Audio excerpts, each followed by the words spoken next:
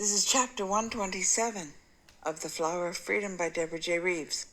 All rights to both the book and presentation are reserved. Bianca has escaped. She's gone back to her parents in Uruguay. And this is how her life is progressing. Chapter 127, New Year's Eve in Uruguay. Bianca's eyes sparkled as she admired her reflection in the changing room of the boutique. This was perfect, she decided. The dress was a psychedelic pattern of swirls. It was the shortest dress she'd ever worn. The first knuckle of her fingers barely scraped the hem, and it showed her legs off to perfection. She thought with a little tingle that normally came with doing something naughty. It had a scooped neckline that she surmised would be charming with a push-up bra. She peeked out of the curtain and she summoned the saleslady. She told her to bring her bra in the right size, and within minutes, Bianca knew that she'd been right as she admired her image again. Redressing, she went to the counter. She held the dress against some beads from the case, but she decided that she had other ideas. So she put the dress and the bra on her mother's account, and she left carrying her package.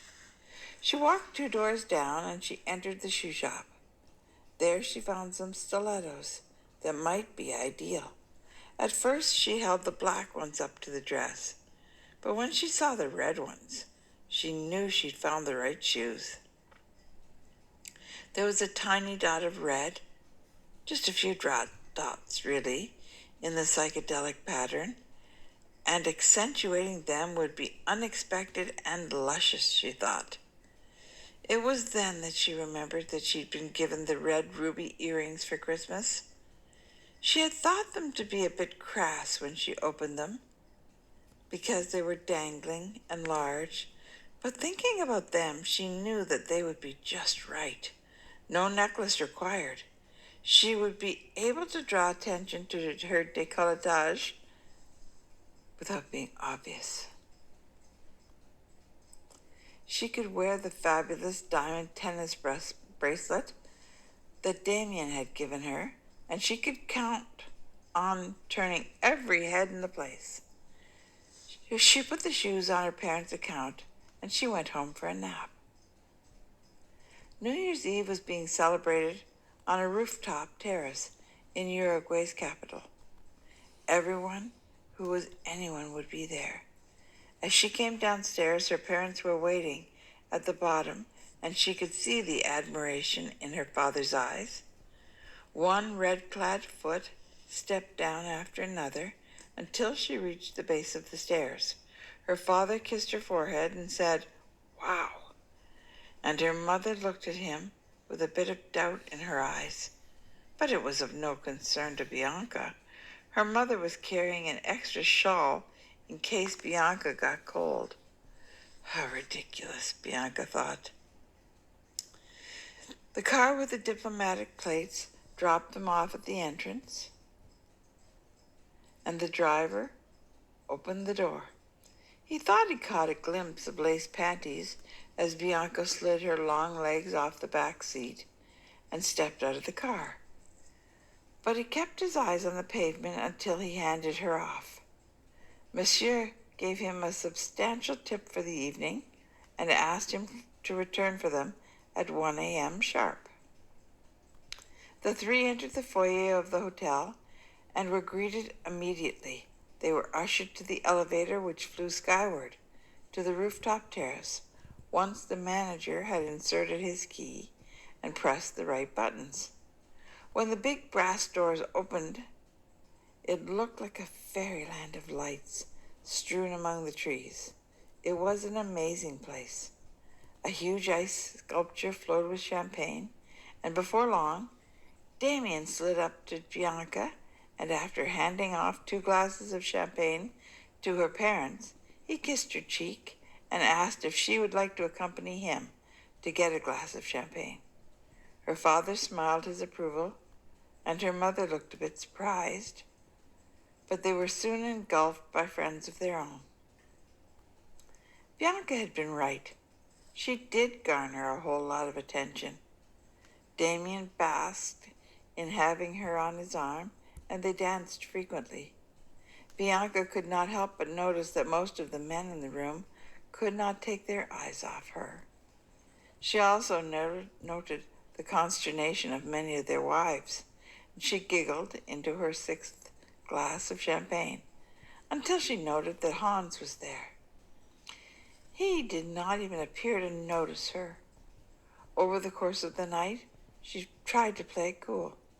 She watched under her false eyelashes as Hans kissed her mother's cheek and shook her father's hand heartily. There was no woman on his arm. His friend Jeff was there, though, and they were both chatting with many of the men, but they did not appear to be paying any attention to any of the women. Once Damien noticed her looking in their direction, and he said, "They never seem to spend much time with women. Rumor has it that they both like them young." Bianca sniffed and thought, "I'm young." Just before midnight, Jeff sauntered over and brightly said, "It's nice to see you, Bianca. I had not noticed that you were here before. I must be going blind. May I say that you are looking ravishing, my dear Bianca? Ravishing. Be careful. There are many big bad wolves in these parts," he laughed. Coming up behind Bianca, Damien nuzzled her neck and growled as though on cue. Jeff howled with laughter. "Hey there, Damien. I'll see you soon, Bianca.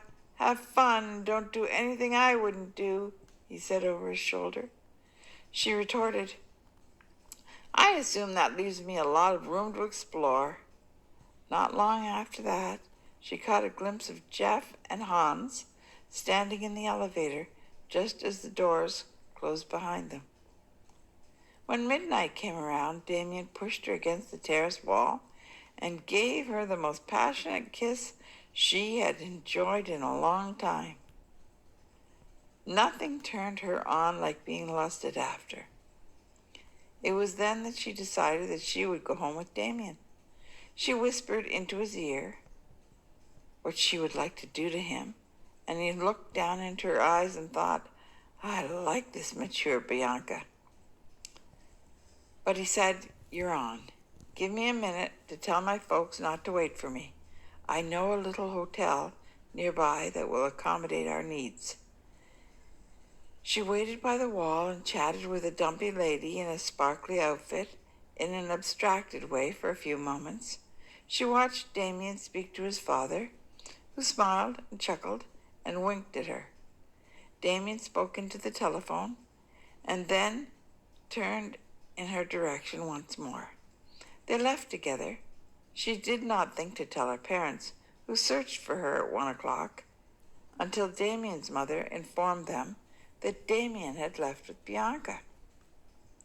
That's the end of chapter 127. Please come back for the next one.